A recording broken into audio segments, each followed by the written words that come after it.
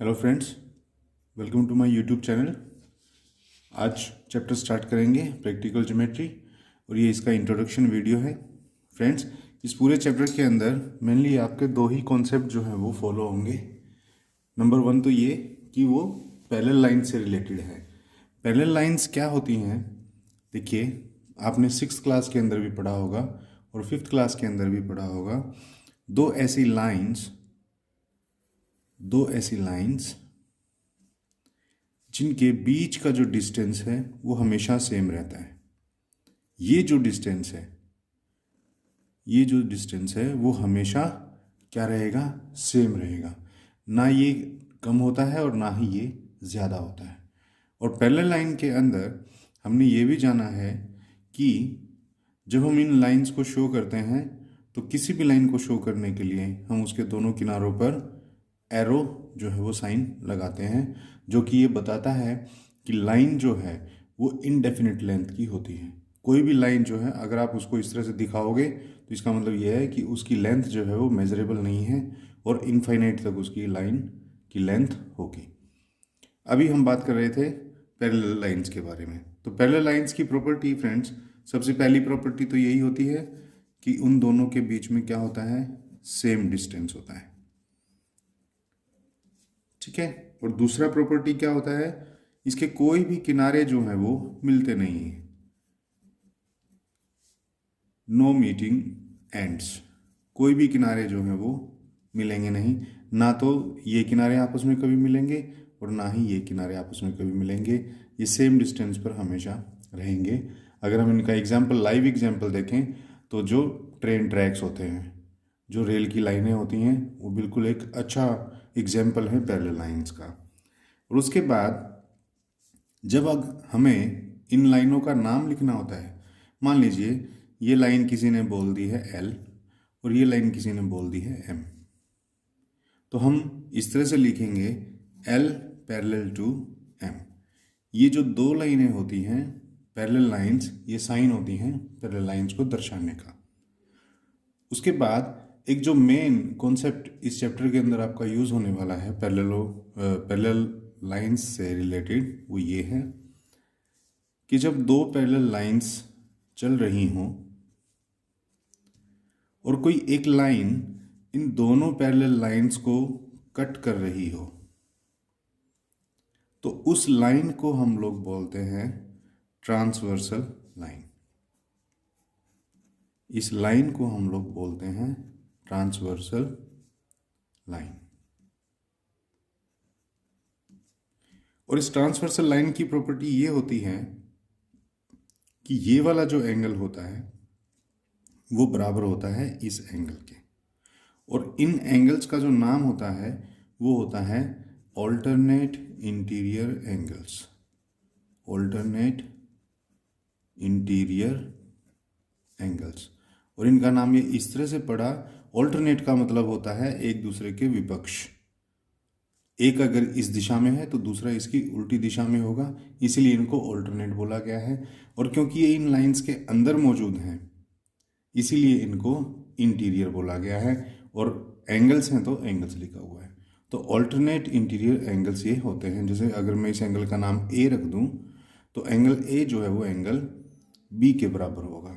अगर ये 60 डिग्री है तो ये भी 60 होगा, ये 30 डिग्री है तो ये भी 30 डिग्री होगा। इसके बाद अगर हम ऑल्टरनेट एक्सटीरियर एंगल्स की बात करें तो ऑल्टरनेट एक्सटीरियर एंगल्स कौन से होंगे? जो इन लाइंस के बाहर की तरफ होंगे लेकिन बन रहे होंगे इसी ट्रांसवर्सल लाइन के साथ ही। इस पैरेलल लाइन और इस ट्रांसवर्सल लाइन के साथ में जो ये एंगल बन रहे हैं और बाहर की तरफ जो बन रहे हैं उनको हम लोग बोलते हैं alternate exterior angles. Alternate exterior angles. और इन एंगल्स का भी वैल्यू जो है वो सेम होता है। मान लीजिए ये 60 डिग्री है तो ये भी 60 डिग्री होगा। तो देखिए, पैरेलल लाइन से रिलेटेड तो आपका यही कॉन्सेप्ट है। मेनली जो है वो ट्रांसवर्सल लाइन से रिलेटेड है। दो लाइंस अगर पैरेलल हैं, एक लाइन अगर उनको काट रही है तो उस लाइन को हम लोग ट्रांसवर्सल लाइन बोलते हैं। और वो एंगल जो पैरेलल लाइंस और इस ट्रांसवर्सल लाइन की तरफ एक साइड में अंदर की तरफ और दूसरा उसकी दूसरी साइड में अंदर की तरफ बन रहा हो, इन दो एंगल्स को बोलते हैं अल्टरनेट इंटीरियर एंगल्स।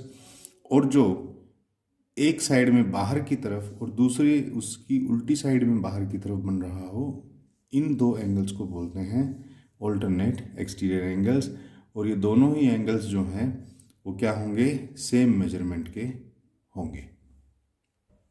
इसी चैप्टर के अंदर एक और कॉन्सेप्ट यूज होता है हमारा, construction of a line parallel to a given line through a point not on the line.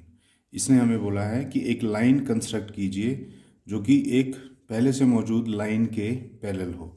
मान लीजिए एक रफ डायग्राम मैं आपको बना करके दिखाता हूँ। एक लाइन है, कोई एक ये लाइन है और इसके बाहर कोई हमको एक पॉइंट दे रखा है। अब ये बोल रहा है कि इसी लाइन के पैरेलल एक और लाइन ड्रॉ करिए इस पॉइंट के थ्रू, इस पॉइंट से होकर के वो गुजरनी चाहिए। मान लीजिए ये पॉइंट P है जो कि इस लाइन के ऊपर नहीं है। इसने बोला है through a point not on the line, जो कि इस लाइन के ऊपर नहीं है, लाइन से बाहर है। तो इस पॉइंट P से होती हुई एक लाइन आप ड्रॉ करिए जो इस लाइन के पैरेलल हो। मान लीजिए लाइन L है। तो अब हम कैसे उसको ड्रॉ करेंगे, देखिए हमने अभी ये पढ़ा पैरेलल लाइंस की प्रॉपर्टी के अंदर कि अगर कोई दो पैरेलल लाइंस को एक लाइन काट रही हो, मान लीजिए ये कोई लाइन काट रही हो और मान लीजिए यहाँ कोई इमेजिनरी पैरेलल लाइन है, तो ये जो एंगल है, ये वाला जो एंगल है वो इस एंगल के बराबर होगा जो ये इस लाइन के साथ होगा। बस यही प्रॉपर्टी हमको इसके अंदर इस्तेमाल करनी है। इसको हम बोलते हैं property of alternate interior angles. और ये प्रॉपर्टी क्या कहती है कि ये वाला अल्टरनेट इंटीरियर एंगल बराबर होगा इस वाले अल्टरनेट इंटीरियर एंगल के। बस यही एंगल हमें ड्रॉ कर देना है। जितनी मेजरमेंट का ये एंगल है उतनी ही मेजरमेंट का यहाँ एंगल ड्रॉ कर देंगे। और इस लाइन को जब हम ड्रॉ करेंगे तो ये जो लाइन, मान लीजिए इसको मैं M लिखूँ, तो ये जो लाइन M है ये L के पैरेलल ही होगी। देखिए इसको कंस्ट्रक्ट करके देखते हैं। इसको प्रॉपरली स्केल से और कंपास से हम कंस्ट्रक्ट करेंगे। सपोज ये एक लाइन है,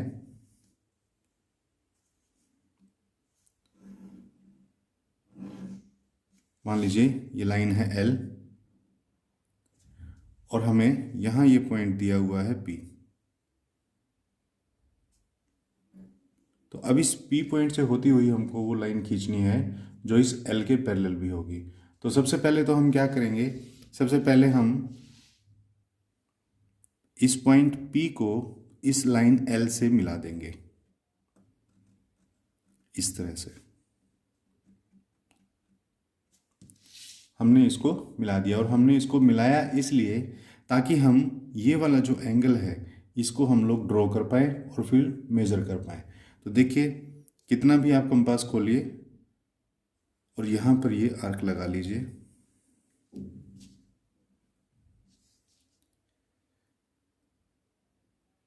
ये आर्क मैंने लगा ली। अब प्रॉपर्टी ये कहती है कि जितना एंगल ये है उतना ही यहाँ पर ये एंगल बनना चाहिए। तो फ्रेंड इस बात का हमेशा आप ख्याल रखिए कि जितना एंगल हम मेज़र करते हैं यहाँ से हमें रखना होगा और यहाँ तक मेज़र करना होगा। कुछ स्टूडेंट्स गलती ये कर लेते हैं, वो इसको इतना मेज़र करने की कोशिश करते हैं। ये ज़रूरी नहीं है हर बार सेम हो। एंगल मेज़र कर रहे हैं तो हम इस आर्क के एक पॉइंट से लेकर के और आर्क के दूसरे पॉइंट तक इसको खोलेंगे। अब यहाँ P पॉइंट के ऊपर रख करके और हम ये आर्क लगाएंगे, ये आर्क हम लगाएंगे। और अब मान लीजिए ये पॉइंट आपका C आ गया। अब इस C पॉइंट पर कंपास को रख के और ये हम जो है एक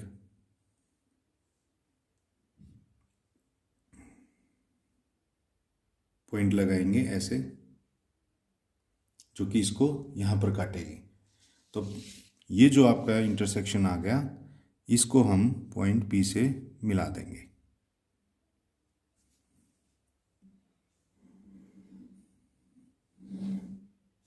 ये देखिए ये इसके बिल्कुल एग्जैक्टली पैरेलल लाइन हो गई और इसका नाम हम कुछ भी रख सकते हैं, M या जो भी।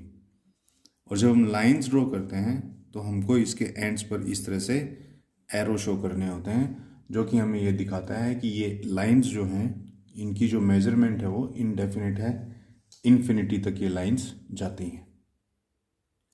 इसी चैप्टर के अंदर नेक्स्ट टॉपिक है हमारा कंस्ट्रक्शन ऑफ ए परपेंडिकुलर। देखिए, परपेंडिकुलर का मतलब होता है 90 डिग्री का एंगल। मान लीजिए ये कोई एक लाइन है और मुझे कोई बोले इसके इस पॉइंट पर या इस पूरी लाइन के ऊपर किसी भी पॉइंट के ऊपर एक परपेंडिकुलर ड्रा करिए, तो मैं ये समझूंगा कि मुझे 90 डिग्री का एंगल ड्रॉ करने के लिए बोला गया है। अब इसके दो मेथड्स हैं। एक मेथड तो ये है कि आप इसको प्रोटेक्टर के थ्रू बना लीजिए। प्रोटेक्टर में तो सीधा यहाँ पर हमने प्रोटेक्टर रखा और उसके अंदर मेजरमेंट देखी, पॉइंट वहाँ पर लगाया और हम सीधा उसको ड्रॉ कर लेंगे। लेकिन कंपास से अगर हमें करना है तो कंपास से करने का मेथड जो है वो मैं आपको बता देता हूँ। मान लीजिए हमको एक ये लाइन दे रखा है,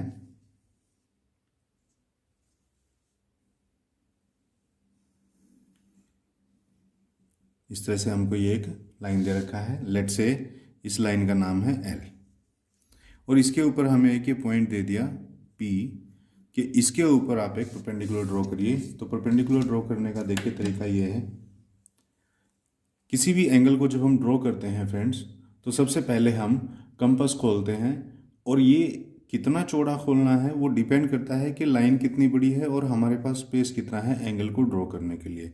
इसका कोई फिक्स रूल नहीं है कि इसको हमें कितना ओपन करना होता है, लेकिन ये हमें ध्यान रखना है कि एक बार जितना ओपन कर लिया उसके बाद हम इसकी जो ये मोटाई है, ये जितना हमने खोल रखा है उसको हम नहीं छेड़ेंगे। मान लीजिए अभी मैं इसको इतना ओपन करके रखता हूँ, पॉइंट पी के ऊपर मैं नीडल को रखूँगा और यहाँ इस पॉइंट से मैं जो है एक आर्क लगाऊंगा इस तरह से।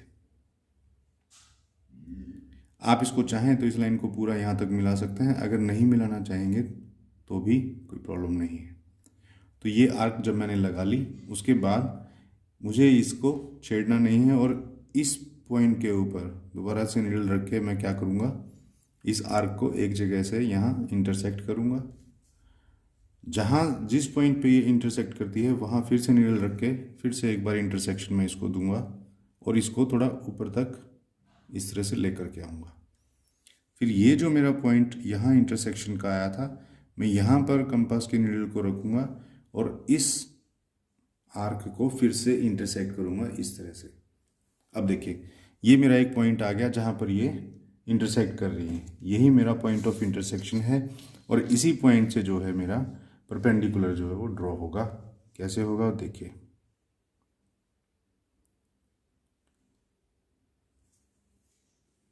ये इस तरह से। देखिए फ्रेंड, इस पूरे चैप्टर के अंदर हमें एक ही बात का ज़्यादा ध्यान रखना है, वो ये कि जब ग्राफ का चैप्टर हो या लाइंस एंड एंगल्स का चैप्टर हो या कंस्ट्रक्शंस का चैप्टर हो, इसके अंदर एक्यूरेसी और क्लैरिटी इसी के मार्क्स मिलते हैं। अगर ये नहीं होंगी तो मार्क्स नहीं मिलेंगे या बहुत कम मिलेंगे। तो इस तरह से हम लोग परपेंडिकुलर को ड्रॉ कर सकते हैं। एक लाइन हमें दी हुई थी, एक पॉइंट हमें पी दिया हुआ था, हमने कंपास खोला, एक आर्क लगाई, उतने ही कंपास को खुले हुए यहाँ पर नीडल रख के यहाँ पॉइंट इंटरसेक्शन लिया, यहाँ पर फिर से नीडल रखा, यहाँ एक और इंटरसेक्शन पॉइंट लिया। अब यहाँ पर रख के एक आर्क यहाँ लगा दी और यहाँ पर रख के एक आर्क यहाँ लगा दी, जो कि इस पॉइंट पर आकर के इंटरसेक्ट करेगी, और पी को और इस पॉइंट को हम स्केल की मदद से ज्वाइन करा देंगे। ये जो लाइन होगी, ये वाली जो लाइन होगी, ये कहलाएगी परपेंडिकुलर ऑन लाइन एल। इसको हम लोग इस तरह से लिख सकते हैं। मान लीजिए ये लाइन एम मैंने नाम दे दिया हो तो हम इसको बोलेंगे एम, और ये परपेंडिकुलर का साइन होता है इस तरह से, लाइन और उसके ऊपर एक सीधी line, M is perpendicular to L, इस तरह से। ये हमारा जो है परपेंडिकुलर ड्रॉ हो गया, और इसकी वैल्यू क्या होती है 90। और 90 डिग्री का एंगल दिखाने के लिए हम जिस वर्टिसेस पे, जिस कॉर्नर पे ये एंगल बन रहा है वहाँ पर एक हल्का सा रेक्टेंगल या एक स्क्वायर शेप भी दिखा सकते हैं। ये अंडरस्टूड होता है कि ये 90 डिग्री का ही साइन है। फ्रेंड्स, उसके बाद हमारा इस चैप्टर के अंदर टॉपिक आता है ट्रायंगल्स का। ट्रायंगल्स का आपको मालूम है, ट्रायंगल हम ऐसे फिगर को बोलते हैं, एक ऐसे क्लोज्ड फिगर को बोलते हैं जिसकी 3 साइड्स होती हैं। 3 साइड्स होती हैं, 3 वर्टिसेस होती हैं, 3 मीडियंस होती हैं। तो इस चैप्टर के अंदर मेनली हमको ट्रायंगल से रिलेटेड ही क्वेश्चंस आने हैं। फॉर एग्जांपल हमको कोई ये बोल दे construction of a triangle when 3 sides are given. अगर हमें कोई ट्रायंगल कंस्ट्रक्ट करनी हो जिसकी 3 साइड्स हमको दे रखी हैं, ट्रायंगल की 3 ही साइड होती हैं, 3 ही साइड का मेजरमेंट अगर हमें मिलेगा, लेट सपोज कोई हमें बोलता है कि एक ट्रायंगल कंस्ट्रक्ट कीजिए ए बी सी, जिसके अंदर ए बी है 3 सेंटीमीटर, बी सी है 5 सेंटीमीटर एंड सी ए है 4 सेंटीमीटर।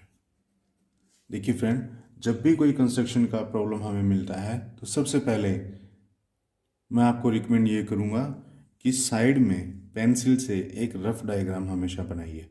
रफ डायग्राम जब आप बना लेते हो तो आपको स्टेप्स की क्लैरिटी मिल जाती है कि पहला स्टेप क्या होगा और नेक्स्ट स्टेप क्या होगा, और ये जो डायग्राम बनना है ये एक्चुअल में किस तरीके से बनेगा। तो मान लीजिए मैं एक रफ स्केच बनाऊं तो मुझे एक ट्रायंगल बोली गई है ए बी सी। अगर मैं इस ट्रायंगल को इस तरह से बनाना चाहूँगा तो मुझे इसने बोला है ए बी जो है वो 3 सेंटीमीटर होना चाहिए और बी सी जो है 5 सेंटीमीटर होना चाहिए और सी ए जो है वो 4 सेंटीमीटर होना चाहिए। तो फ्रेंड देखिए, ये जो नीचे वाली लाइन होती है इसको बोला जाता है ट्रायंगल का बेस, और हमारी कोशिश ये रहनी चाहिए कि ये जो बेस है ये सबसे लंबा हो, क्योंकि जब हम ऊपर की लाइंस ड्रॉ करेंगे तो हमें आसानी रहती है। तो देखिए, इन पूरी तीनों डायमेंशंस में सबसे लंबी कौन सी साइड है, ये 5 सेंटीमीटर वाली, जिसको BC बोलते हैं।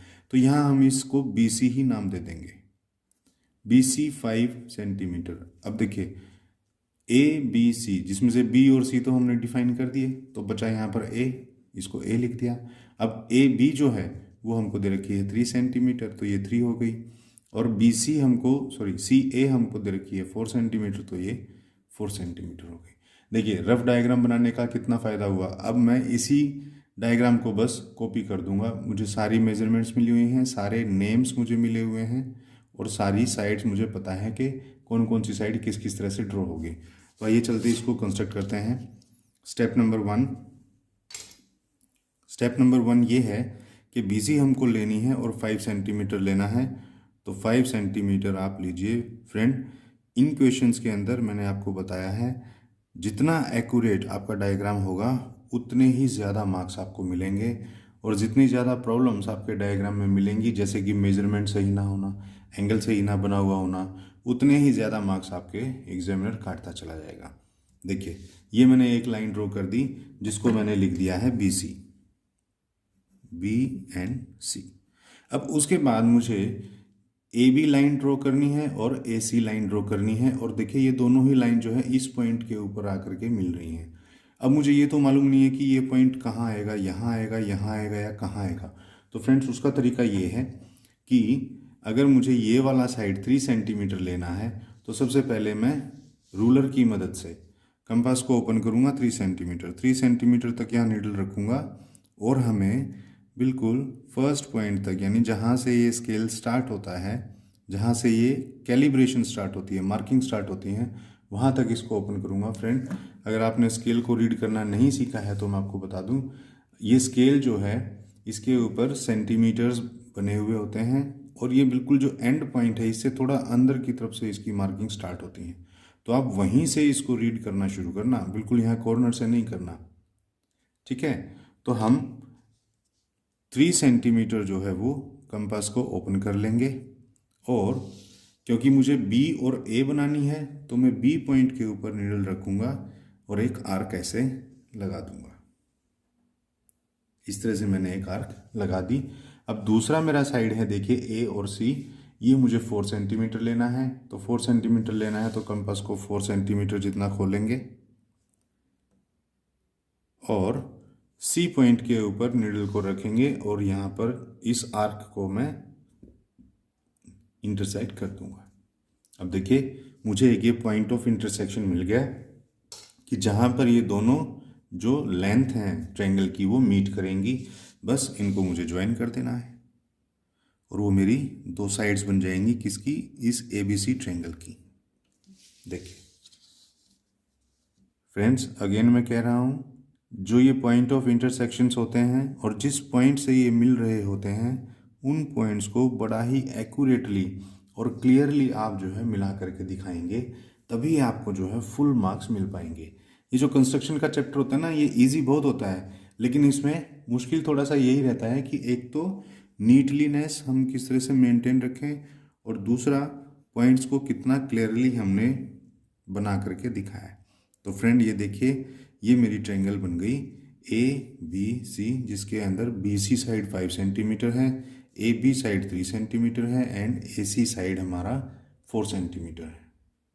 ये तो सिचुएशन नंबर 1 था फ्रेंड, कि जब हमको 3 साइड्स दे रखी होती हैं, ट्रायंगल की 3 साइड होती हैं, तीनों साइडों की लेंथ हमको उसने दे रखी हो। लेकिन एक केस ये भी तो हो सकता है कि अगर कोई हमें 2 साइड्स दे दे और एक एंगल दे दे, यानी कि साइड, एंगल और साइड, इन 3 की मेजरमेंट दे दे, तीसरी साइड की मेजरमेंट हमें ना दे।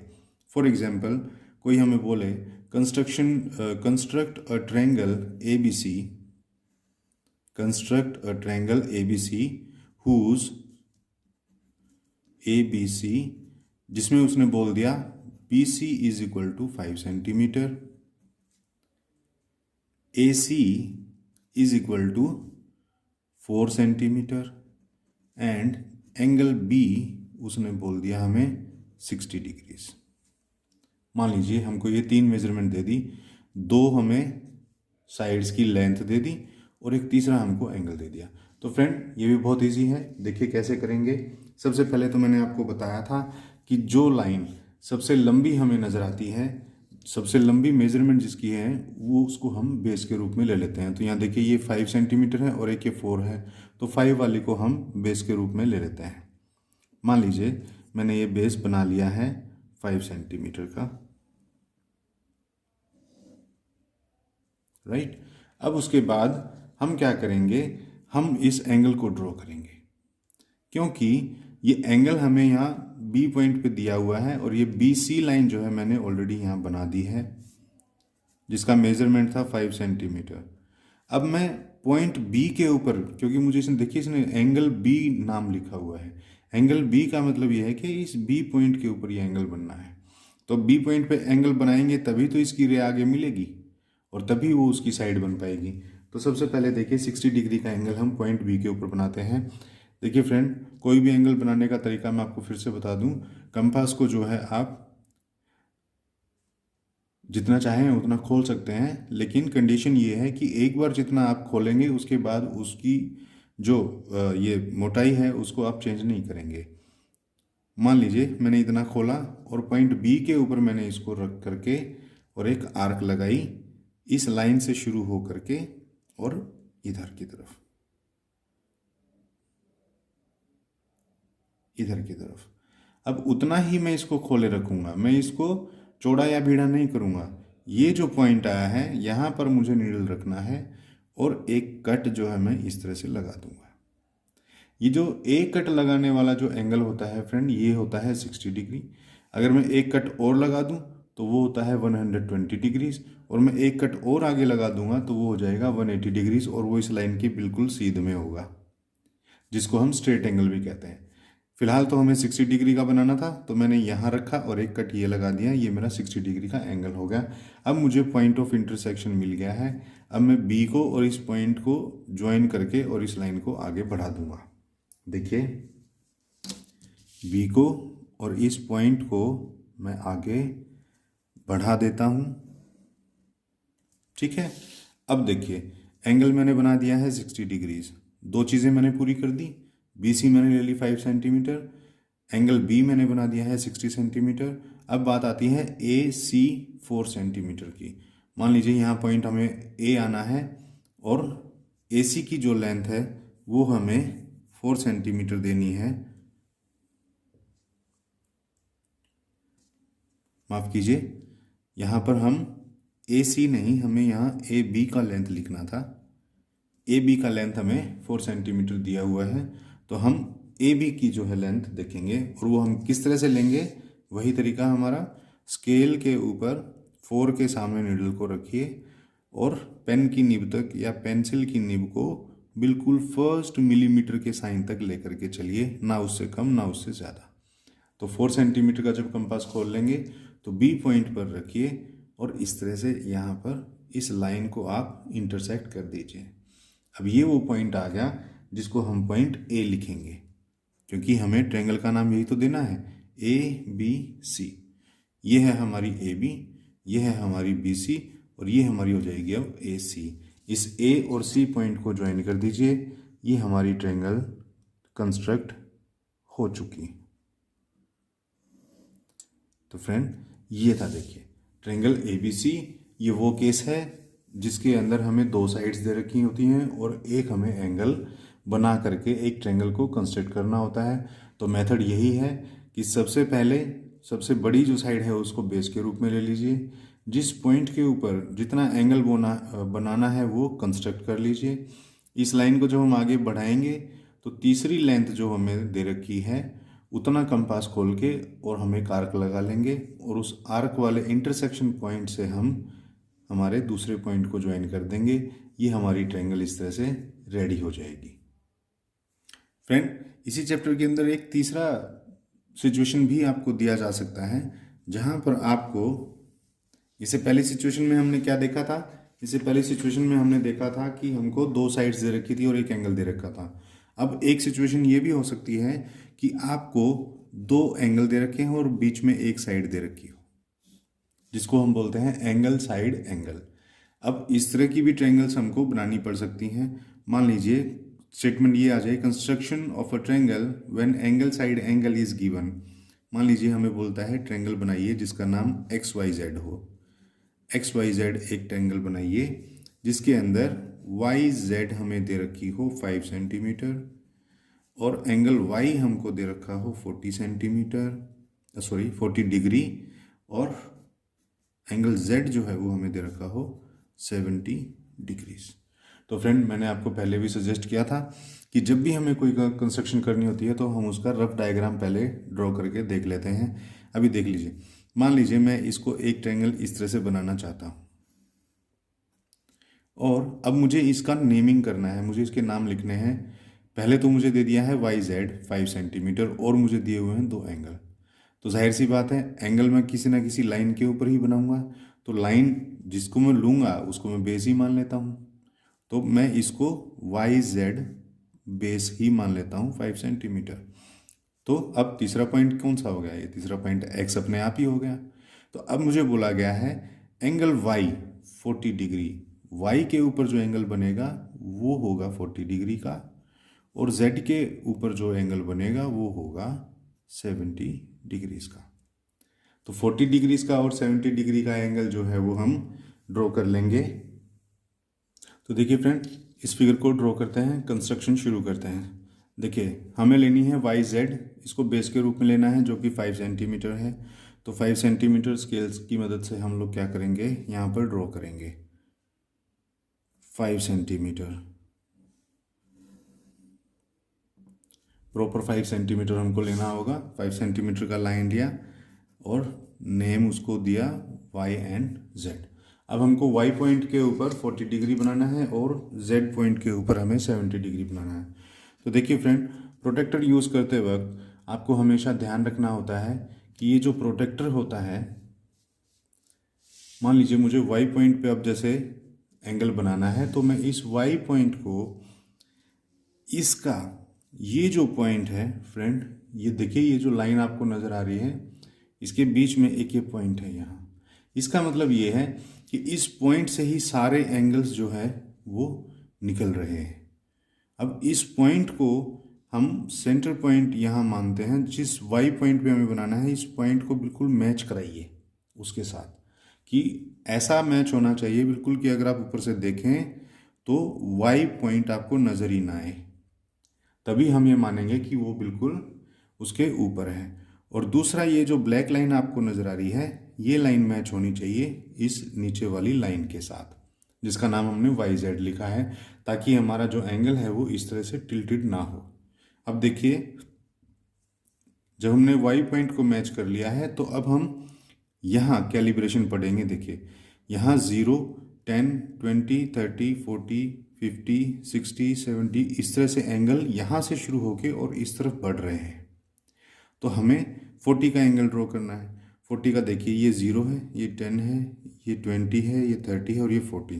तो 40 के सामने वाले यहाँ पर हम इस तरह से इसको मार्क कर लेंगे और इस लाइन को जो है हम बढ़ा देंगे। इस तरह से हम लोग इसको बढ़ा देंगे इस पॉइंट को मिलाने के लिए। अब हमको देखिए दूसरा पॉइंट जो है वो दे रखा है Z। दूसरा एंगल जो है वो है Z। यहाँ पर हमने बनाया है 40 डिग्री का, ये 40 डिग्री का है। अब Z पे हमें 70 का बनाना है, तो सेम मेथड वही है कि सेंटर पॉइंट को Z पॉइंट के ऊपर बिल्कुल रखिए, लाइन से लाइन मिलाइए। और अब देखिए फ्रेंड, अब आती है जो बात हमें मेनली ध्यान देने की है। जब हमने Y के ऊपर एंगल ड्रॉ किया था तो उसका मतलब ये था कि ये एंगल यहाँ से इस तरफ जाएगा, यानी कि यहाँ पर ये 0 डिग्री है और ये फिर 10, 20, 30, 40 इस तरफ से यहाँ से इस तरफ गया है। और यहाँ जो हमें बनाना है वो बनाना है हमको यहाँ से 0 स्टार्ट करनी है इधर से, और वो इस तरफ बनाना है ऐसे 10 डिग्री, 20 डिग्री, 30 इस तरह से 40, और ये हमें 70 डिग्री तक लेकर जाना है। तो Z पॉइंट के ऊपर हमने क्या रखा, प्रोटेक्टर। इसका ये पॉइंट हमने मैच किया, लाइन के ऊपर हमने लाइन मैच करी। अब देखिए 0, 10, 20, 30, 40, 50, 60 और ये 70 के सामने वाली लाइन पे आप इस तरह से पॉइंट मार्क कर लीजिए। प्रोटेक्टर को हटाएंगे। अब इस पॉइंट Z से हम इस पॉइंट को मीट कराएंगे इस तरह से। अब देखिए फ्रेंड, ये वाला साइड और ये वाला साइड जो है वो एक पॉइंट के ऊपर यहाँ पर इंटरसेक्ट कर रही हैं। इस पॉइंट को हम लिख देंगे X। देखिए फ्रेंड, दो ही तरीके हैं, या तो आपको तीनों साइड दे रखी हो तो हम साइड मेजर करके और कंपास से आर्क काट के इंटरसेक्शन पॉइंट को मिला देंगे तो ट्रायंगल बन जाएगी। लेकिन अगर हमें एक ही साइड दे रखी हो और उसके दो एंगल दे रखे हो तो ठीक है, एक साइड को आप बेस मान लीजिए और दोनों ही पॉइंट्स, दोनों ही एक्सटर्नल पॉइंट्स पर आप एंगल्स ड्रॉ कर दीजिए। उन एंगल्स की जो लाइंस कहीं पर भी इंटरसेक्ट करेंगी वही पॉइंट आपका क्या होगा, तीसरा पॉइंट होगा ट्रायंगल का, और इनको आपस में ज्वाइन करा दीजिए, वो आपकी ट्रायंगल बन जाएगी। तो इस तरह से फ्रेंड जो है हमारा ये पूरा चैप्टर चलेगा। और इसके अंदर मैं आपको एक बात अच्छे से बता देना चाहता हूँ, वो ये कि जब भी हमारा कोई भी कंस्ट्रक्शन का चैप्टर आता है प्रैक्टिकल ज्योमेट्री वाले चैप्टर के अंदर, तो हमें मान लीजिए मैंने एक ये ट्रायंगल ड्रॉ की है। अब इसके अंदर मैंने जो जो स्टेप्स फॉलो किए हैं वो मुझे लिख करके दिखाने होंगे, और उसको हम लिख करके दिखाते हैं steps to construction. Steps to construction की कंस्ट्रक्शन के स्टेप्स, यानी कि सबसे पहले मैंने क्या किया, उसके बाद मैंने क्या किया, उसके बाद मैंने क्या किया। इस तरह से हमें स्टेप बाय स्टेप जो है वो सीक्वेंस वाइज हमें एग्जामिनर को लिख करके दिखाना होता है, तभी हमें फुल मार्क्स मिलेंगे। अदरवाइज हमारे मार्क्स जो है वो ज़्यादा काट सकता है एग्जामिनर। मान लीजिए 3 मार्क्स का अगर हमारा क्वेश्चन है और स्टेप्स टू कंस्ट्रक्शन अगर हम नहीं उसको लिख कर दिखाएंगे तो हो सकता है हमें 1.5 मार्क्स भी वो मुश्किल से ही देगा, क्योंकि स्टेप्स टू कंस्ट्रक्शन जो है वो ही एग्जामिनर को ये बताते हैं कि हमें कितना नॉलेज है इन कंस्ट्रक्शंस का। क्योंकि हमें अच्छी नॉलेज होगी तभी तो हम अच्छे से लिख पाएंगे। तो ये होते बड़े सिंपल हैं। देखिए मान लीजिए हमने ये ट्रायंगल ड्रॉ किया था, हमने इसमें क्या क्या स्टेप्स फॉलो किए थे। हमने इसमें स्टेप्स ये फॉलो किए थे कि सबसे पहले तो हमने ये लाइन ड्रॉ की थी। तो इसको हम किस तरह से लिख सकते हैं, इसको हम ऐसे लिख सकते हैं, draw a line, draw a line, नाम दे दीजिए YZ इक्वल टू 5 सेंटीमीटर। पहला स्टेप हमने यही किया था। उसके बाद, और इसको हमने माना क्या था, बेस माना था, तो हम लिख देंगे as the base of triangle, कि ट्रायंगल के बेस के रूप में YZ नाम की आप एक लाइन लगाइए जिसका मेजरमेंट 5 सेंटीमीटर हो। उसके बाद हमने क्या किया था, उसके बाद हमने ये किया था कि हमने Y पॉइंट के ऊपर एक एंगल बनाया था 40 डिग्री का, वही हम लिख देंगे। क्या लिखेंगे, make an angle of angle of 40 degrees at point Y point के ऊपर हमने बनाया था। और उसके बाद हमने क्या किया था, उसके बाद हमने जेड पॉइंट के ऊपर एक एंगल बनाया था। तो ऐसे ही लिख देंगे, make an angle of 70 degree at point Z with the help of किससे बनाएंगे वो भी तो लिखना पड़ेगा ना, with the help of protector.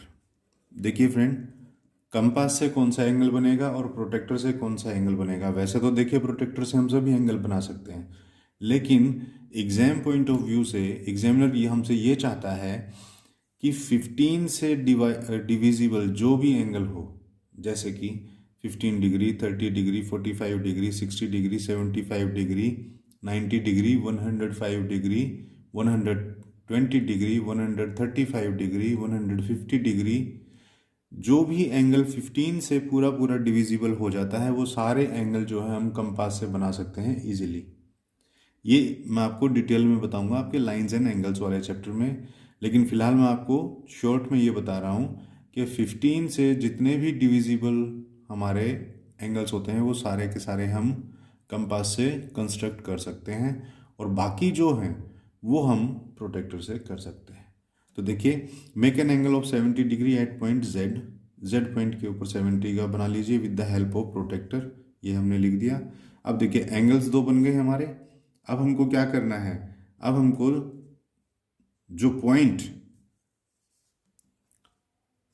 Next step हमने क्या किया था, हमने नेक्स्ट स्टेप ये किया था कि the angle lines will intersect at point x। उस पॉइंट को हमने नाम दे दिया था x। तो बस अब हमारे पास x पॉइंट आ गया था, हमने क्या कर दिया था, x और y को ज्वाइन करा दिया था, और x और z को। वही हमको लिख देना है कि नाउ ज्वाइन पॉइंट्स, कौन कौन से पॉइंट्स, x एंड y। और दूसरी लाइन हमने क्या ज्वाइन की, x एंड z।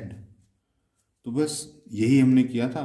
तो अब जब हम ये बता देंगे तो इसका मतलब ये है कि हमारी ट्रायंगल जो है वो ड्रॉ हो चुकी है। तो लास्ट में हम इसको फाइनलाइज करके ये लिख देंगे, triangle x y z is ready.